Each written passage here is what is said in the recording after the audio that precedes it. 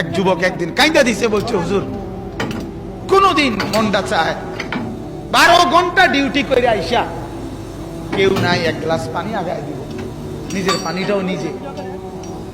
বিদেশটা এমন না? সে কি আর বলে? বাড়িওয়ালাদেরকে তো বুঝতে দেয় না, মা কানবে, বউ অভাব চিন্তা করবে, এই জন্য বলে না, বলে না। এটাই তো সন্তানের নিয়ম। কিন্তু নিজে সীমাহীন কষ্ট করে বিদেশের দিকে। আমার কষ্ট লাগছে দেখি, আমি হজ উমরায় গেছি যে সৌদি আরব, আগে কতবারই দেখছি, এরা নিয়ে যায় দাওয়াত দিয়ে দিয়ে তাকে রুমে, এই ছোট্ট গদ্দুর জায়গার মধ্যে কষ্ট করে থাকে। এক যুবক নরসিংদীর আমারে বলছিল একদিন, হুজুর আজ 11 বছর বিদেশ, বাবার ঋণ দেনা এখনো শোধ করতে পারি নাই, বাদ যেতে পারি না, বাবার ঋণ এখনো শোধ হয় নাই, কিন্তু কাউকে ট্যাবলেট হুজুর নাই, কেউ খুললে দিব।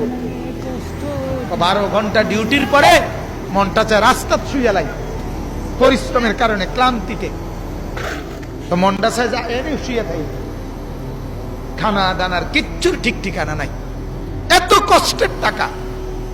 আর তার ছেলেটা, তার বউটা, তার মেয়েটা এখানে মোবাইলে, ওই বেডি পাউডারে, ওই বেডি মার্কেটে, সব শেষ, সব শেষ।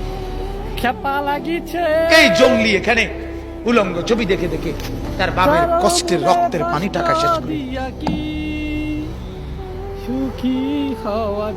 তার বিবি 10 টাকার জিনিস 100 টাকা দিয়ে কিনা সমস্ত টাকা চলে নষ্ট করে দিয়েছে।